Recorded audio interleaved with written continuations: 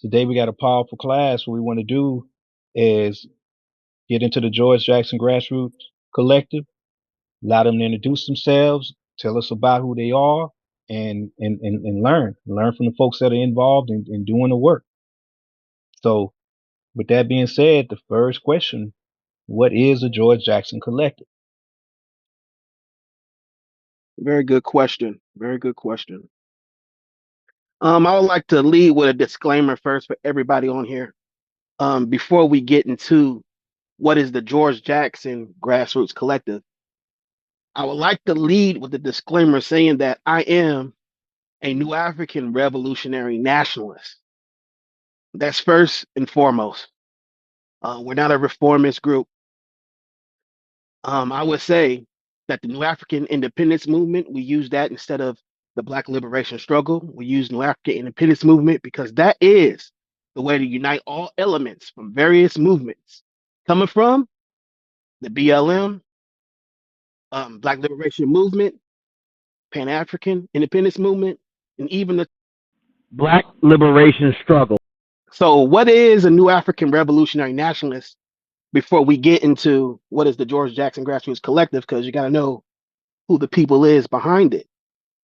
I would say New African revolutionary nationalism is the ideology and New African national liberation revolution, the scientific and historical process of transforming from a domestic colonized nation within a nation, serving the interests of U.S.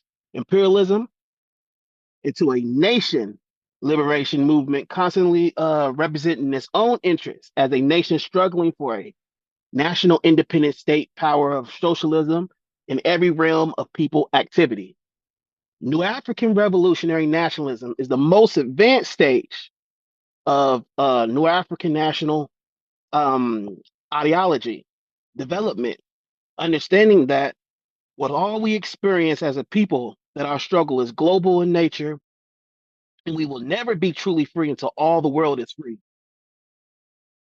In the system of oppression, responsibility of our human misery. Global capitalism, construct, system, and global white supremacy are utterly destroyed, and human life is reconstructed under our collective worldview. Revolutionary scientific socialism, led by the global, non European majority population in every area of people activity. All the previous stages of ideological development exist within the NARN in the form of assuring our principles of collective life, socialism, economics, socialist relations, socialist culture, socialist politics, and socialist military organization in every area of people activity. So now we can go into what is your question again, Robert Ward? What is the George Jackson Grassroots Collective? Yes, sir. The George Jackson Grassroots Collective was organized to ensure the successful implementation of the Autonomous Infrastructure Mission, AIM, Asada Alert Network, George Jackson University, and their attending community development initiatives, closed circuit economic initiative, secure community mandate, sustainable agriculture commune, and create a new, more progressive, way more progressive way of social life for our people. The ultimate purpose of the AIM, thus the George Jackson Grassroots Collective, is to cultivate transfer culture among our people and communities, progressively moving our people from ways of life which support our collective oppression and exploitation to new and more progressive ways of life, which actively pursues our collective liberation while withdrawing from the processes of the oppressor system in favor of our own infrastructure. Finally, the purpose of the George Jackson Grassroots Collective will always be to build these new institutions with the people and communities we organize in, making the recruitment and cultivation of indigenous leadership at the core of all we do and hope to do. Yep. Man, that was powerful. So, tell me, who founded the, the George Jackson Collective, or some of the key elements of that?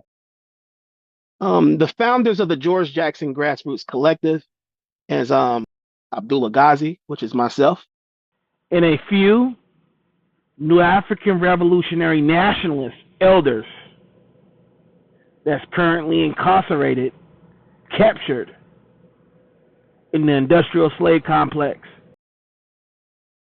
So, what are some of the key things people neglect in regard to the importance of who George Jackson was? Most people view Comrade George through the prism of the prison movement and the political prison struggles of the Black Liberation Movement, both on the mass line with the Panthers and in the underground with the Guerrilla People's Army, which remains his most enduring legacy. It serves as a plumb line for the evolution of his ideas, reflected in our work, product, and the advancement of New African revolutionary, national, and scientific revolutionary socialism. So why is it do you feel a lot of that information is suppressed from the community as far as that element of George? Because typically the first thing you hear is that basically he was in prison for stealing $70 and basically got killed as a result of a prison riot, but no emphasis is really placed on the works of what he do. Even when people think they know something about Black August, it's like it's very little that's stated about him. Why do you think some of that is? Well, it's repressed information. It's the media controlling our narratives. We live in a capitalist oppressive state. We live in a fascist state, and any type of this information don't really get out. It takes people like the elders and people who actually study to get to get this type of information out. Revolutionaries need to step up. People need to get educated. That's the importance of these things right here: political education and tapping in with your elders, tapping into the people in the past, and us pushing the pin on propagating and winning the war on education, spreading that propaganda and spreading the truth of what we've been through and controlling our narrative. This construct, this system is always going to repress all this type of things that these type of advancements that we make. They're not going to tell how we fought this war during the 60s and 70s and how sophisticated we was. They will never tell that story. They'll say something little like, like you said, the little robbery thing, and we locked a whole bunch of people up, and there was extremists or whatever to that nature. But they're not going to tell how our people actually fought, and all the education, all the intellectuals there was out there, how smart people was, and how strategically they made these formations, and how they galvanized the people to assert the right to self-determination. This type of information is not what America is going to push at all whatsoever. But so far as the Black people that should be knowing this and pushing this, I mean, that's only the revolutionaries of this time to get that information out to the people. Yeah. So when you talk about the knowledge and information and learning and the studying, what are some books that you would suggest that people take in as just even just getting started? So I mean, it's like where do you start? Okay. The basic political education standards and the higher education represented in our orientation and indoctrination for the George Jackson Grassroots Collective Personal each has fundamental texts which are mandatory reading. We would say number one, Destruction of Black Civilization by Chancellor Williams, Soledad Brothers, of course, by George Jackson, the ISIS paper, How America Was Criminalized by Race by Abdullah Shakur and Joka Asima Shah. Um, One of my favorites, The Basic Tenets of Revolutionary Black Nationalism, Agents of Repression, which is a very good one that lets how the government really attacked us. Documents. I mean, this is all the stuff you can look up.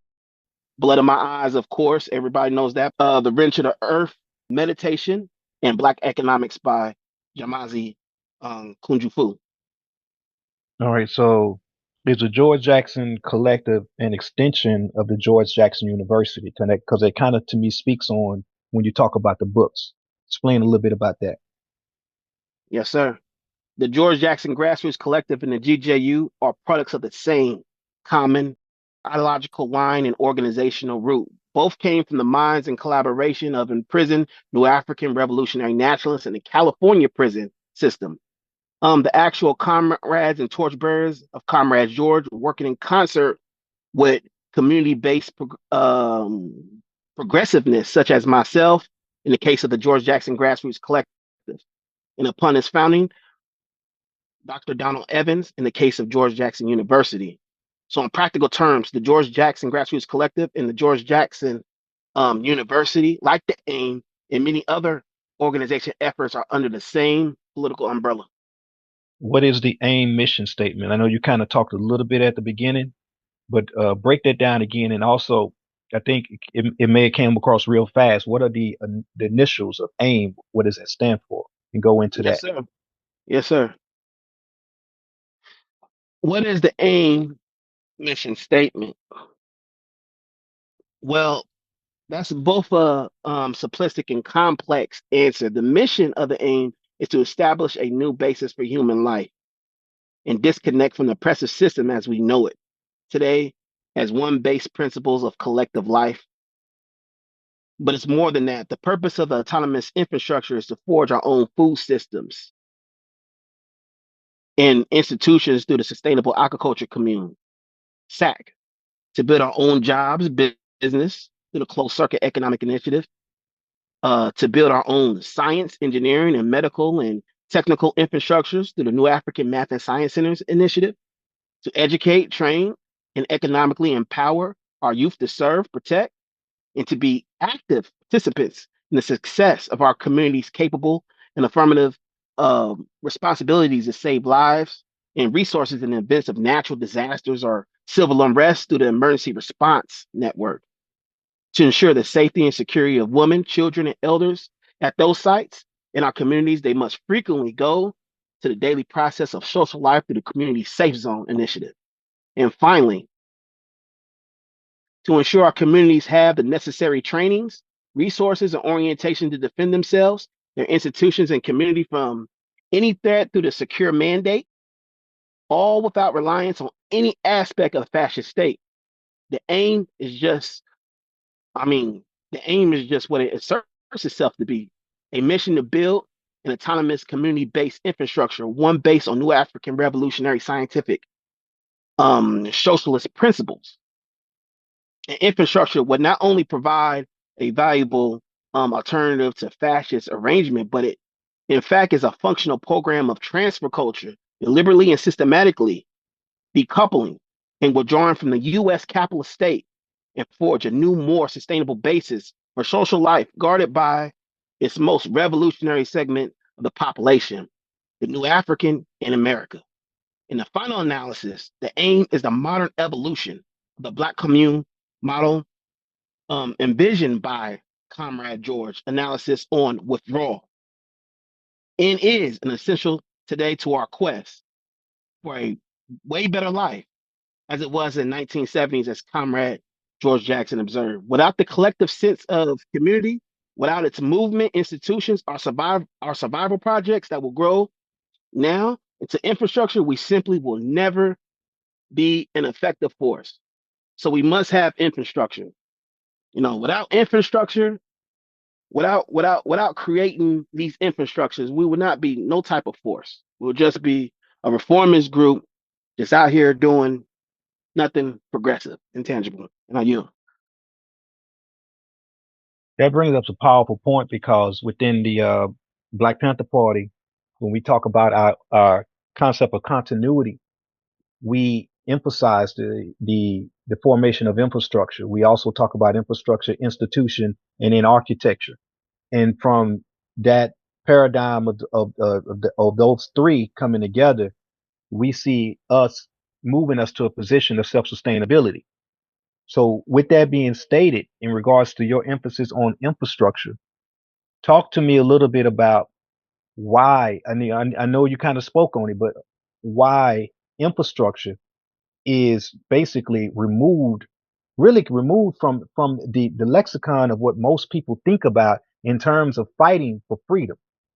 They don't think about that element of the importance of infrastructure. So tell me, why do you feel that element is required and necessary? Well, let's go back again to your first answer of why it has been removed. Um, it never really been removed.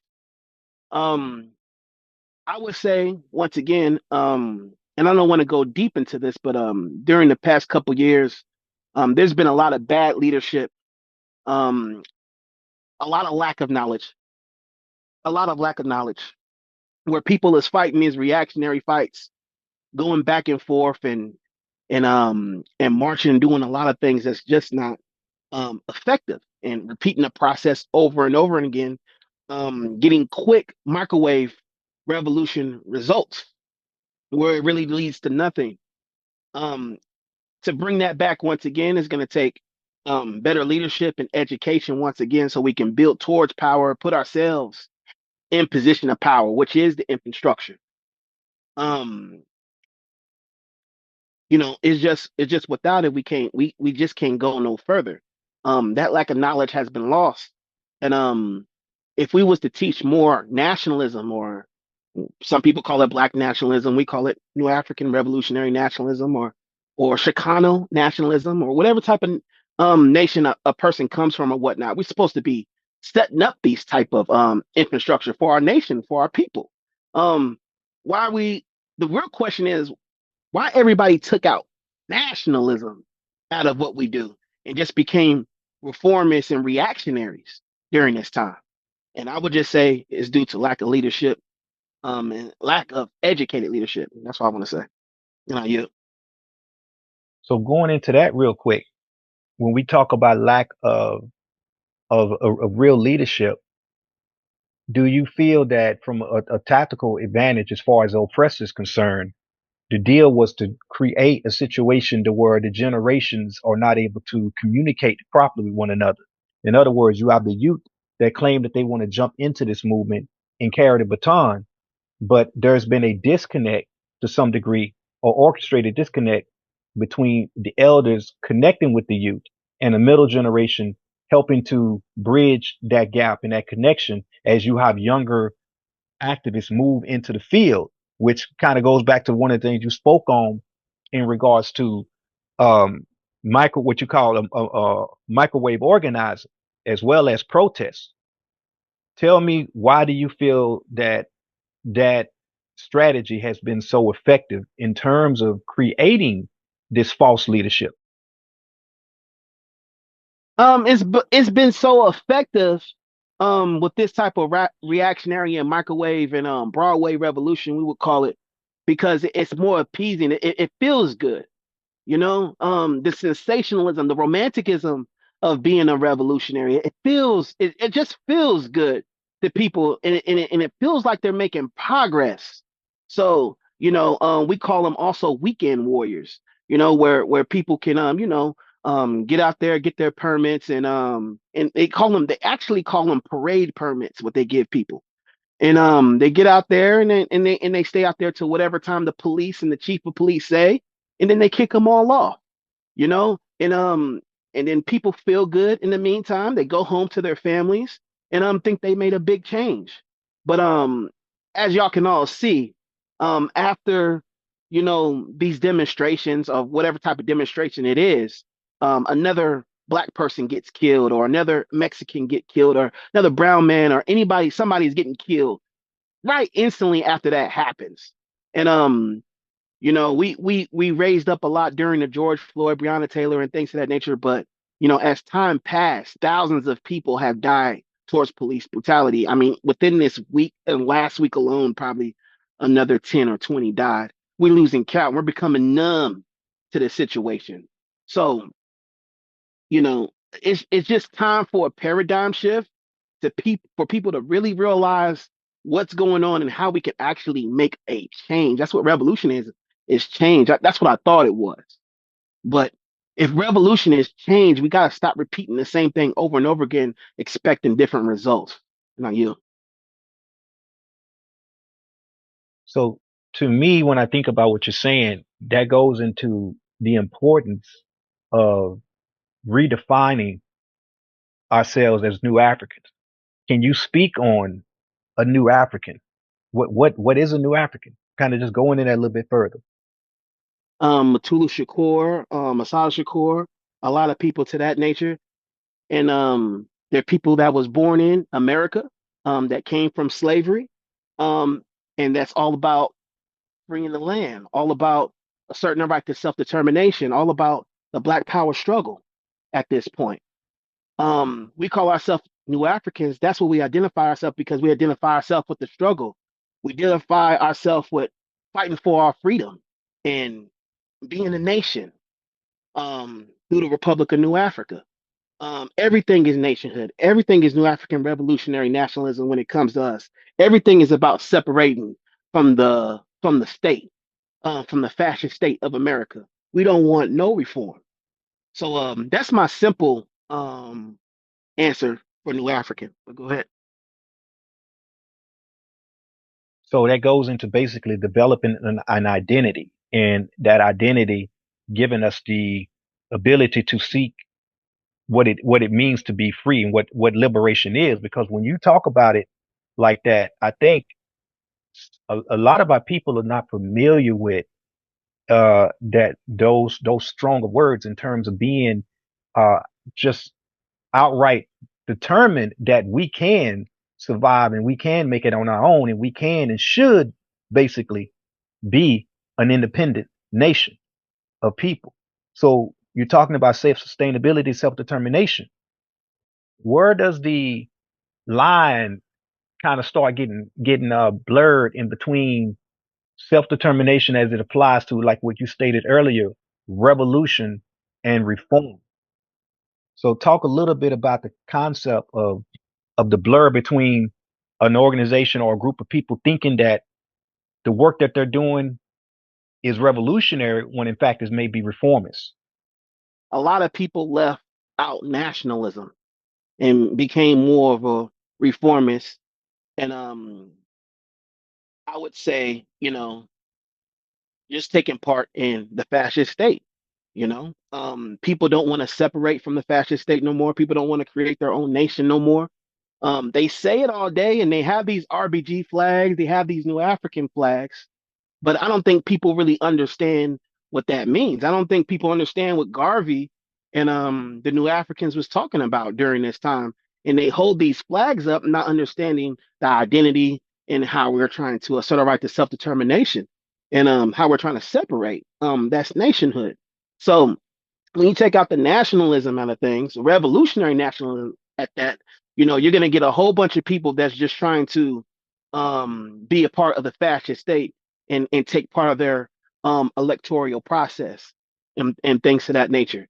I would like to say something that George Jackson said, when he talked about the electoral process and taking part in it. George Jackson said this in Blood of My Eyes. He said, it isn't revolutionary or materialistic to disconnect things, to disconnect revolutionary consciousness from the revolutionary, from revolutionizing activity, to build consciousness within political agitation and educational issue making alone is idealistic rather than materialistic. The effect has been reformism. Reformism. He said the effect has been reformism. That's what he said, rather than revolution. George Jackson said this.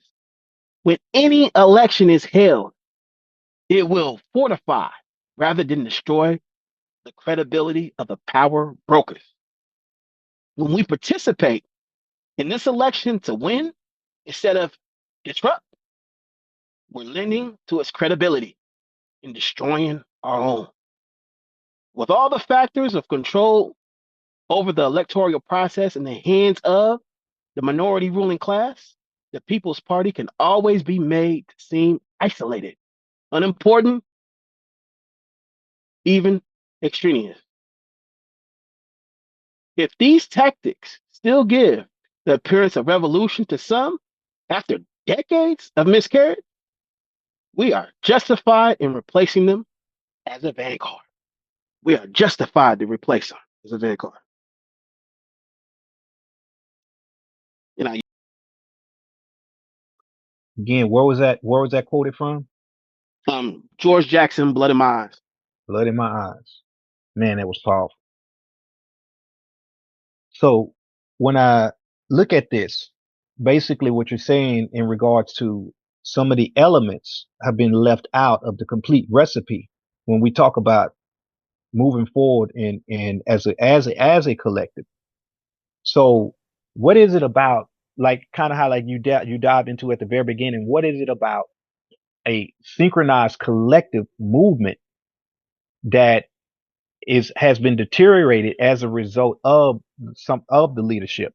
How important is it that we navigate and all work back toward recognizing that we have to come together in terms of being able to create the proper steps to galvanize at least a good portion of our people so that so this stuff can take place. Yes, sir. This is accomplished through three means: dialectical materialism, analyst, analysis, and whatever the social conditions are at. I did ideological struggle around the best ways to resolve the contradictions in question in relation to our current level of development. Dialogue and commitment around the specific strategies and tactics will employ individually and collectively to realize those aims. Revolution in general and New African National Liberation Revolution is practical, is an exact science based on exact science. In order to bring ideological and political cohesion to the desperate New African liberation structures forced in the New African American and in North America, it will require the formation of several united fronts. Our organization is in conjunction with the BAOC, AIM, GJU, and many other organizations, both on the mass line and underground, are endorsed with the United Front. The Revolutionary Forces People of the Republic of New Africa, a coalition of NARN, and Black liberation formations and organizations working in concert with progressive structures like our own to consolidate our educational, organizational, and mobilizing efforts towards the common end of building national goal culture geared towards our self sufficiency, self determination, and self defense towards our own nation and sovereignty. Where can we because you mentioned earlier, but I don't think obviously people that are new to this don't know where to go to find a lot of what you're saying, especially the George Jackson University. Or there is there a website? Is there a YouTube channel, or what forms of social media are we able to go to try to learn more information about this? When it comes from information about our organization and more structure and more information, we are not really an above ground organization. Um, we follow a lot of security and protocol when it comes to security is everything to us. And yes, we're doing this dialogue with y'all, but we just have to give y'all the general information, and we really watch and select who we want amongst our ranks. People who's progressive, not people who just want to know. And that's it. We need progressive people who's actually doing work, and we monitor a lot of areas and progressive organizations and progressive individuals, and we handpick who we feel needs to um, be a part of what we have going on. It's not an open door policy like how the Panthers did at one point in time. We don't do that at all whatsoever. Um, Political education is a must with our organization, as some members in here know. Um, and I can't really tell the whole structure, but if people cannot pass our political education courses or participate at a certain level, then we can't take them serious to be a part of our collective. So yeah, a lot of this stuff you won't see online. A lot of this stuff is not public. But if you want to see something public that we have the George Jackson Grassroots Collective YouTube, and we do have a lot of our initiatives that we do as we deal with the people. We do all of our initiatives. We have examples of all of our initiatives that we do daily. This is a lifestyle for us. We do everything that we say we talk about on here. Um, and we have a um liberation school section on the YouTube that everybody can listen to and get a feel of certain topics and learn about George and learn about Black August, learn about Band Bar, learn about capitalism, fascism, and a whole bunch of terms and things to that nature on there. And we also talk about history as well, like Ram. We had a nice dialogue about Ram. We're gonna have another one about the Panthers. Um, we go over books, and we just have a lot of educational material that we drop on there, a lot for people to listen to in audio form because this new generation, don't like to read all the time, and a lot of people's on the go, a lot of people's driving, a lot of people got busy lives, and we understand that in this 2024. So, we gotta stay ahead on the technological curve and meet the people where they're at. But you still got to read. Everybody, we still got to read. We still got to get educated every day. But that's how you can know about us.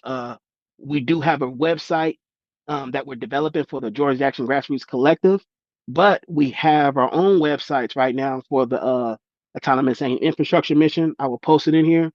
SADA Alert Network, Emergency Response Network, um, Sustainable Agriculture website, George Jackson University website. We have like 5 websites that has this information on it as well.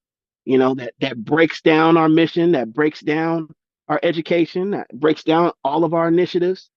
Um, it's all there. But so far as the George Jackson Grassroots Collective structure and more in detail, you're not gonna really know about that unless we see that you're serious and you're putting in work in your community. Now, Well, from that standpoint, my biggest thing is making sure that the people can go and get some study and some growth and, like you said, raise the consciences of the people. So if the George Jackson University is assisting, and that's publicly available so that folks that feel that they are willing, ready, and able to raise themselves to a high level of consciousness, which is what we all need, yes, then sir. that's hey, that's all I'm asking. I want the people to be able to know where to go to get the real information so that it helps prevent this situation in this narrative of being so easily swayed and misled by quote unquote leadership that are really not serious and not doing what needs to be done. So right now, that's kind of really what I'm asking is to make sure that there is something that people can go to get more information, to learn the right things. Because kind of like what was stated earlier, certain parts of the elements of the complete recipe has been left out because you talked about black nationalism. And from that Yes, sir. standpoint, if a person is learning partial information, then they're going to end up taking the little bit that they know You're and right. not realizing that what was left out for a reason. I mean, I spoke Right. a little bit on this in our recruit training class because the thing about that is if from a standpoint of psychological warfare, the enemy may expose you to 2/3 of the puzzle, 2/3 of what's really going on. But that 1/3 that they don't expose you to is where they slip in a little miseducation, a little misguidedness. And by doing so, it can corrupt the entire process. And by Right. thinking that you got all of the elements when you really don't, will cause a person to go in the wrong direction. And that leads right back to what you stated earlier about the protest culture being and not just a tactical, tool in the tool shed, but literally being the movement. And when that is the movement, that's because folks think that they got the right answer, but Yes, they're sir. misled and led astray. So Yes, sir. anything that you can provide just in terms of some real meat for people to chew on to get the proper nourishment, that's really all we want. You know what I'm saying? We want to do as far as today is concerned. Give folks something that's real that they can use and bite off of. Yes, sir. Well, I like to say one thing out of all honesty and transparency for the people. Number one, we got to be real honest during a time like this. Education is key. Honesty is next. And being genuine, having real revolutionary love and understanding what transfer culture is and go culture is. Um, with that being said, we are an organization that's currently young in development, and we do have great elders. The NARN, the New African Revolutionary Nationalist Elders. that's been teaching us a lot of things and that's been developing us in our stages. It's important that we have all age brackets during this time, not just old, not just middle age, not just the young. It's going to take us all to come together as one fist so we can be actually productive because some people are seasoned, some people know the knowledge. um Middle-aged people can be the leaders, younger people can be the foot soldiers or whatnot. And during this time we're also cultivating leadership and passing the torch down to the youth, the younger people. We got to keep that process going, we got to keep this education going, we got to keep the initiatives going, and we got to always think nationalism. We always got to think a nation state. That's what all this is about. I mean, every single revolutionary fought for that. I mean, people walk around once again like Marcus Garvey and the New African flag, and not really understanding what the New African flag is all about, and not understanding what the Pan African flag is all about. But we're going to talk about the origins of the Republic of New Africa flag. Okay, everybody.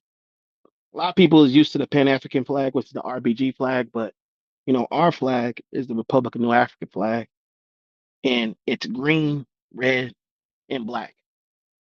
And before I go into this, when I first got introduced to this flag and seeing how serious it was, um, that's one thing that really developed my revolutionary consciousness and took it to another level to see how much they put in this flag and what it actually meant, besides the Pan African flag, which everybody knows about. So I just want to read it briefly to y'all guys, and go from there. The origins of the Republic of New Africa flag: green, red, and black are the oldest national colors known to man. They are used as the flag of the Black Liberation Movement in America today, but date back to the Sinji empires of ancient Africa, which exist thousands of years before Rome, Greece, England, or America. The red is the blood, the green is the land, the black is for the black people. The symbolisms of the flag are used by the Republic of New Africa is obvious. The black is on the bottom. Why is the black on the bottom? We in the Western Hemisphere, we must obtain land represented by the green, which is at the top. It is so placed until black people in this hemisphere obtain land, they will remain on the bottom. Until black people in this hemisphere attain land, they will remain on the bottom. And because of this, land is the highest and noblest aspiration for black men in this continent, since without land, there can be no freedom, justice, independence, or equality. The red, or the blood, stands at the center of all things. We lost our land through blood. We cannot gain it except through blood. We must redeem ourselves through the blood. Without the shedding of blood, there can be no redemption of this race. Yet, the red stripe is slightly smaller than either the black or the green. It is smaller because the bloodshed and sorrow will not last always. They are not the most important part of the picture. The red simply stands in our flag as a reminder of the truth in history that man must gain and keep their liberty even at the risk of bloodshed. The colors are resurrected by the Honorable Marcus Garvey, father of African nationalism, as the symbol of the struggle sons, daughters of Africa, where they be. Since the 1950s, when the independence struggle began to reap fruit, the green, red, and black have been plainly adopted by Libya, Kenya, and Afghanistan. Other African states have included the colors of black and red combined with yellow and white. Our flag has no place for white, not even as a border. Kenya has the black on top, where indeed it must be, since they have a base of land, green, in which their freedom rests. They have the red in the center covered with a sword and a shield. as an ever-present reminder that the price of liberty is bloodshed and armed struggle. The colors are established in 1920 as the banner of the Universal Negro Improvement Association and adopted as the symbol of the African in America at the Convention of the Negro Peoples of the World. It is a symbol of the devotion of all African people to the liberation of the African continent and the establishment of nation in Africa ruled by descendants of slaves in the Western world. With the formation of Republic of New Africa, it has become, in addition, the symbol of devotion of African people in America to be the established to be the establishment of an independent African nation on the North American continent. Thus, the colors were not chosen at a limited convention of Black persons, but have been in centuries past and now the emblem of true Black hope and pride as Pan African nationalism and Black nationalism. So this is kind of like where this flag stemmed from.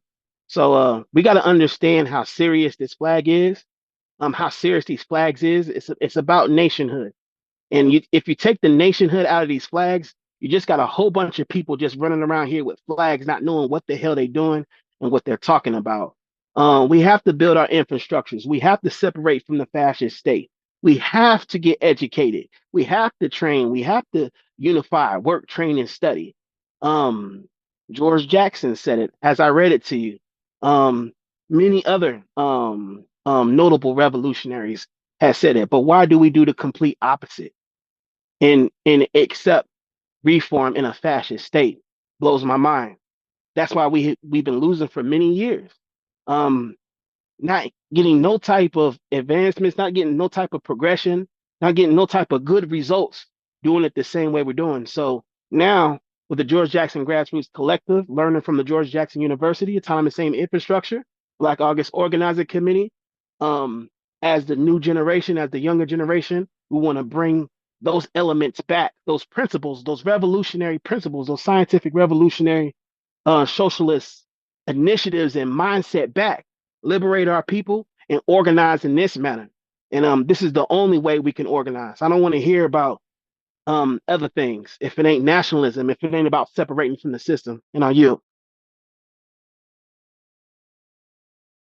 Thank you for that, comrade. Because again, when we talk about a lot of the direction in terms of the way things are being portrayed and provided and disseminated to the people, certain elements are left out. And I think a lot of that happens because people are uncomfortable with the realities, kind of like what you spoke about when you talk about the bloodshed. People are uncomfortable with this, and I think that's one of the main reasons why when you spoke earlier on George Jackson, how that has been suppressed, and that to me even goes into the aspect of Black August from the standpoint of we all get the importance specifically of the month of August, but why is there not enough emphasis placed on the lifestyle 24/7, 365 days a year of us being in charge and accountable for our own liberation?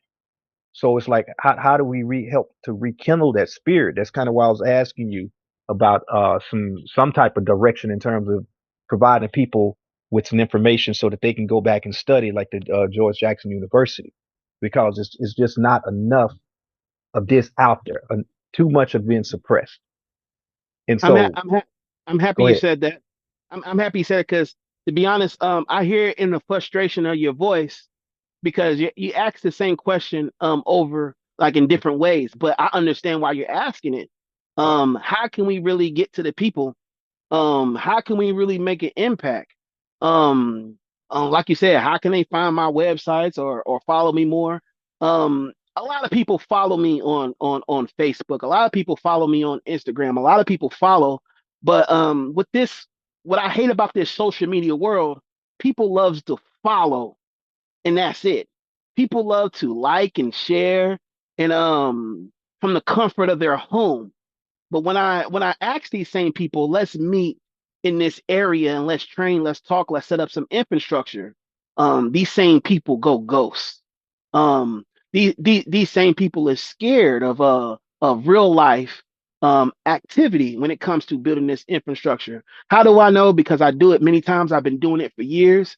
And I'm to be honest, I'm tired of my Facebook. I even want to deactivate it because I get so many people, saying what they want to do, what they want to do. You know what I mean? But it doesn't transfer into nothing actually progressive. But what I want to say is this though. Another way we can get past that is really going and building with people in real life.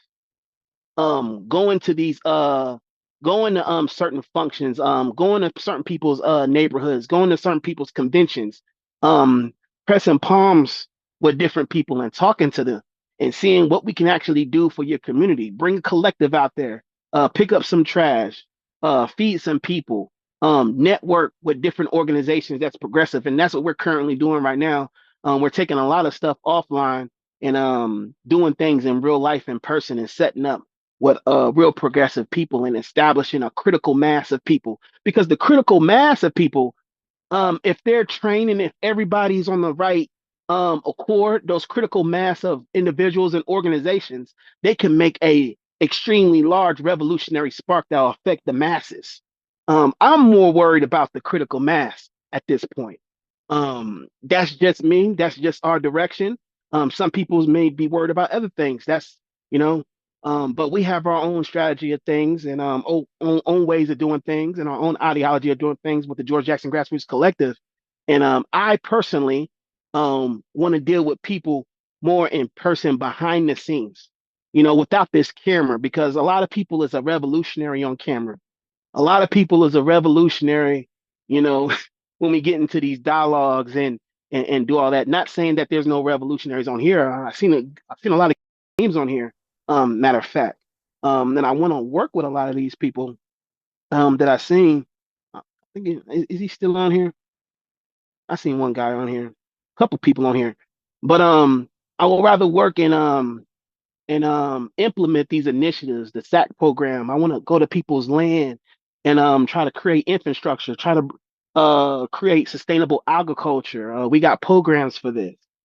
Secure mandates, training, teaching our people because we do have the George Jackson Gun Club that specialize in training people in firearms, cleaning their weapons, cleaning their guns, and safety courses in that. We also have the Emergency Response Network where we deal with civil unrest. So we're creating contingency plans, safe zones, safe areas behind the scenes. A lot of this stuff that we're talking about, Conrad, the revolution will not be televised. Um, we can't put all this stuff out there like that because you know more than me that there's things um, in place systematically, computerized to take us out. So security is always number one when doing these things. The real revolutionaries is in the streets. We have to take that page out of the Black Panthers back in the days. Another reason why they was compromised and went to their destruction was because of their publicity as well. We have to learn from Rand. We have to learn from Black Liberation Army. We have to learn from the original Panthers of the 60s and 70s. How we're going to move in 2024 with all this face recognition, with how deep the fascist state is at this point, the brainwashing of our people. As we can see, we had multiple comrades that went to jail for simple reasons, for doing time that they shouldn't get, just for identity. What is it? Identity extremists and pointing guns when they really didn't point guns and a whole bunch of things. We lost a lot of comrades in these past couple years due to people not being educated in how to move in this revolutionary arena in this fascist state. How can they get a hold of us? The only way is going to be through the YouTube and watching some of our YouTube content.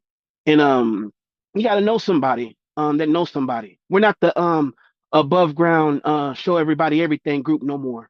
That's where a lot of organizations fail, and that's why a lot of organizations are not even getting harassed by the police or things of that nature because they're not even a threat to them, or they're not doing no real progressive, effective things for the people where they're at and abroad. They think just because they have a big bullhorn and a huge following that it transfers into a revolutionary act, which we haven't seen that in a while. I'm calling that out, and I'm calling it out so we can move better. It's not a shot at nobody. I love everybody. We all make mistakes. I make mistakes.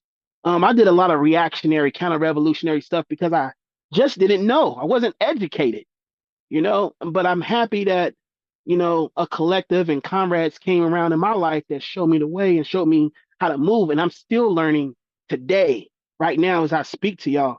I'm grateful for this dialogue because you know I can learn from you, Robert Ward, and I can learn from others on here, um and do an assessment of how we can move better, how we can get more people involved, but at the same time, keeping security first and foremost at the helm, because this is a dangerous thing, comrades.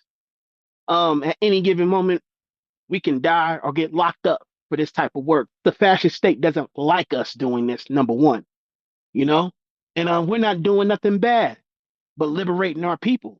But liberating our people is not part of the plan. Um, they call it what? Human capital, slavery in its modern time. Amending the 13th. We still have slavery still to this day. Jim Crow laws still to this day. Um, People gotta be educated and understand what type of war we're in. Just like Matulu Shakur said, low intensity warfare still going on to this day. It's a low intensity warfare. A chemical warfare still to this day. Nothing changed. It just enhanced. It mutated. It got worse than what it was back in the 60s, I say, because at least in the 60s and 70s, people understood that there was an enemy and people understood the system. But now people participate in their own struggle. People participate in their own demise at this point. And that's a fascist system. That's a dangerous system that we're in right now. Where people convert to so-called revolutionaries, but really neo slaves in this system, but really neo slaves in the system. And you can tell if a person is a neo slave by their ideology and their education and what they're still doing. Voting on, arguing over Kamala Harris or Trump, who's better, who's the better master. Still to this day, after all the education we got, after everything that we talk about every day, all the books you read, what your revolutionary said, and people still think this way. It's sickening. And what makes me mad is just not it comes from the people, but people in the revolutionary movement. Now that right there is what drives me nuts. Because you should know better when you have that RBG flag, when you have that Republic of New Africa flag, when you have that Panther patch on, or when you have that Black Liberation or patch on or things to that nature. You should know better. You should know better. But we have revolutionary patience and revolutionary love of the people, and we understand that it's not all their fault. It's the system's fault sometimes too. And we just got to educate and train more. The critical mass must step up and train people more, educate our people more, be more influential if we can, be more creative if you can. They said it in the basic Black revolutionary nationalist tenets of how to organize. It said it in many books of how to organize. And it's just time for the revolutionary to stand up right now, get educated, and educate others. And I yield off of that. Thank you so much, brother. Everything you're saying is inspiring, and it just even goes into constant calibration and constant growth. Because like what you spoke on, how you're still learning. I would have to put myself in that same category. I think regardless of how old you are or how long you've been in this movement, there's always a quest for knowledge, a quest for growth, and a quest for staying calibrated and making sure you're on the right path. And oftentimes, especially when we end up trying to compromise for the sake of numbers or for the sake of trying to um, have more people around us that maybe to be able to bounce things off of, we end up losing a little bit of of the reality of what this is and what we really supposed to be about and set pace to. So I just thank you again for that calibration and for that that powerful step. Is there anything specific or anything else that you want to relate to the people? Um, Comrades, I can go on and on of what I can tell y'all guys. Um, but one thing I want to say is capitalism. Okay. Um, there seems to be there seems to be a miscommunication of what capitalism is. Some people think that just because they earn money that they're a part they're a capitalist or whatnot. Just because they make money like a regular person who doesn't even control the means of production or anything to that nature. Just like my elder said, you're not a capitalist, you're just a slave, wage worker in a capitalist construct. You don't own the means of production at all. Um, so with that being said, I just want to say something what George Jackson said about capitalism. Am I able to say this real quick? Yes, sir. Drop it. Okay. Capitalism. Detect and advance any change that pretend uh pretend betrayal. But it isn't a matter of trust in the good will of other slaves and other colonies of other people. It's simply a matter of common need. We need allies. We have a powerful enemy who cannot be defeated without an allied front effort. The enemy at present is the capitalist system and its supporters. Our prime interest is to destroy them. Anyone else with this same interest must be embraced. We must be embraced. We must work with, beside, through, over, under anyone, regardless of their external physical features, whose aim is the same as ours in this. Capitalism must be destroyed. And after it's destroyed, we find that we still have problems, we'll work them out. Um, that nature of life struggle permits revolution.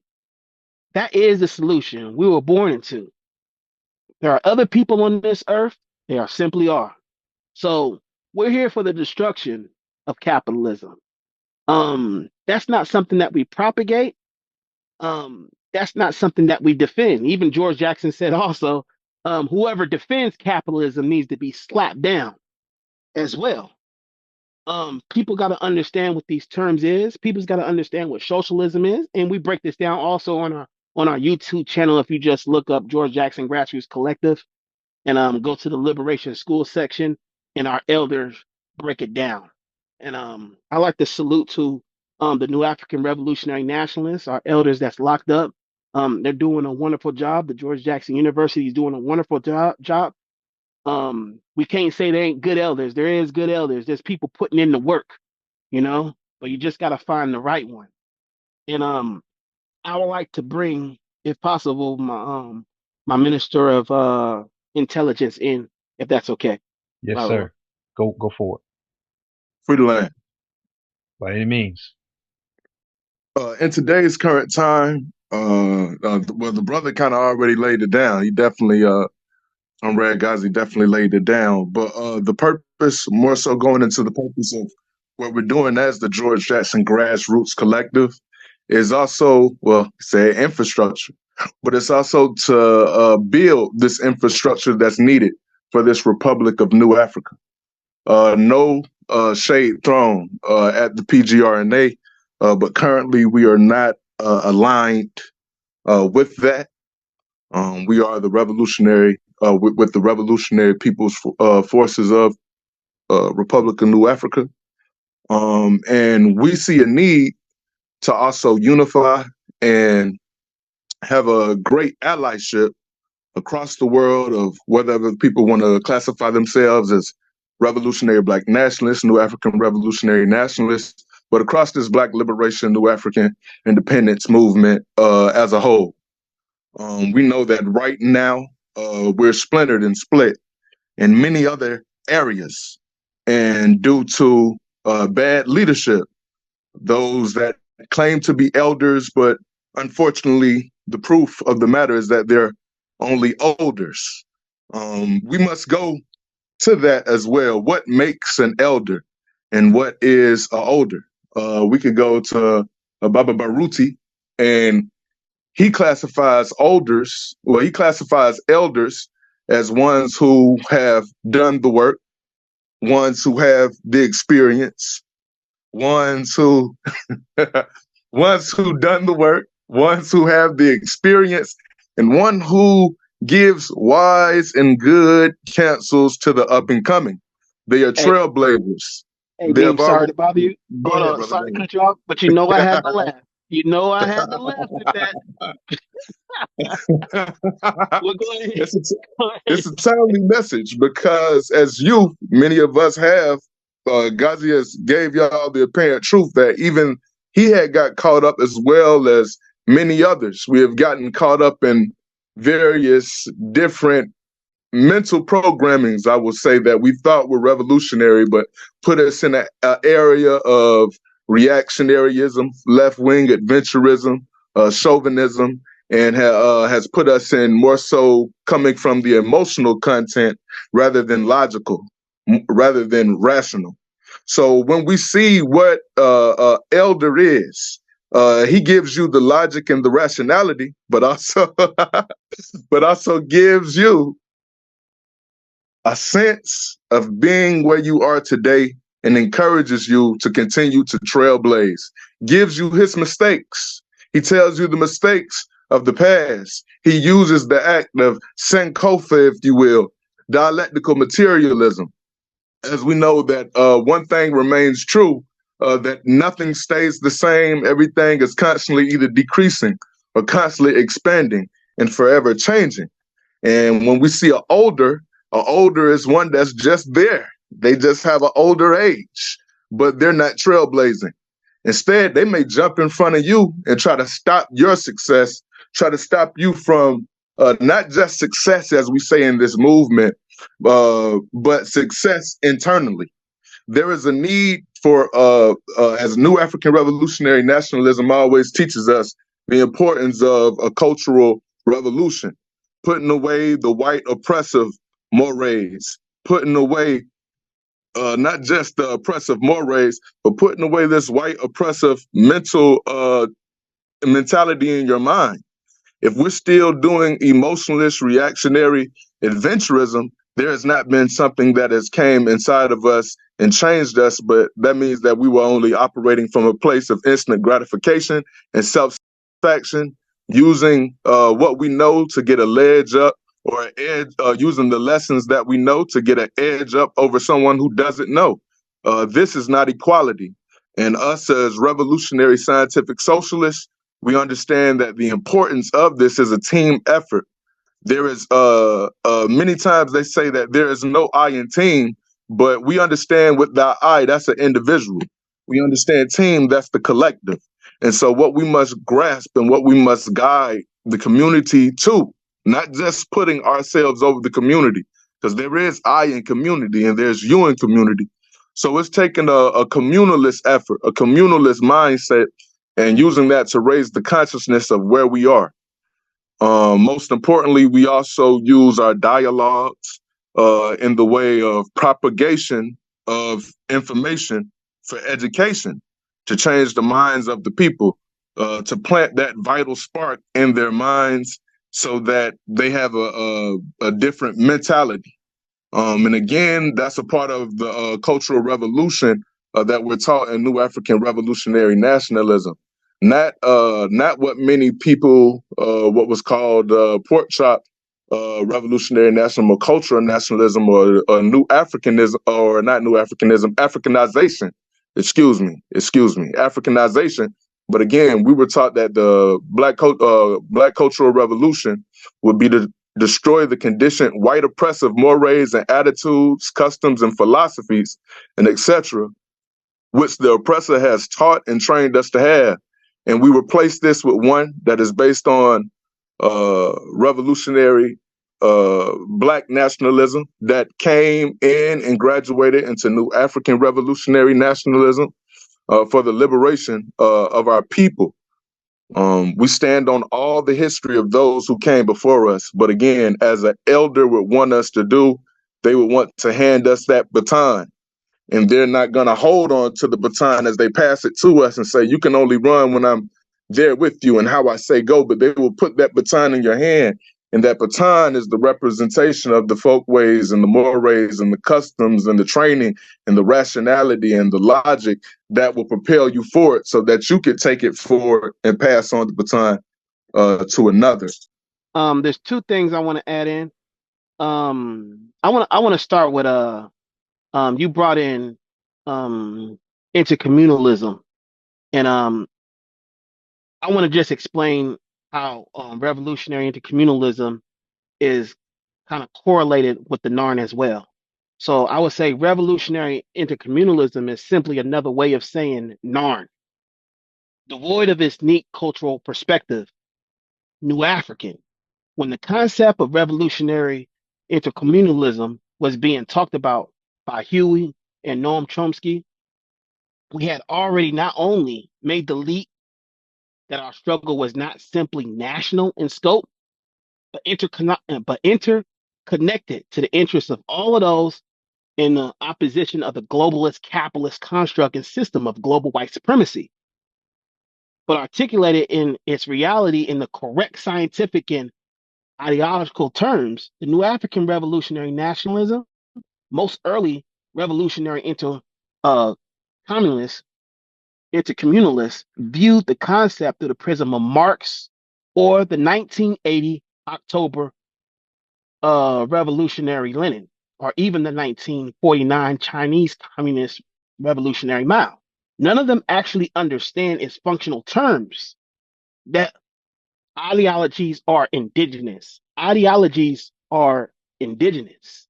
They are derived from the unique historical, social, political, economic, and military experiences of the people in question.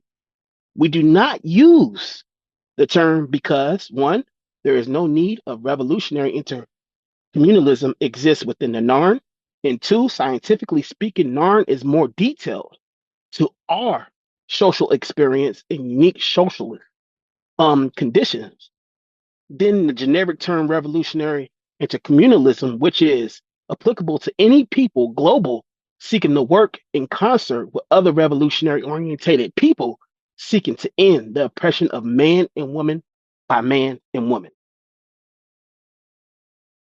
And I yield off of that.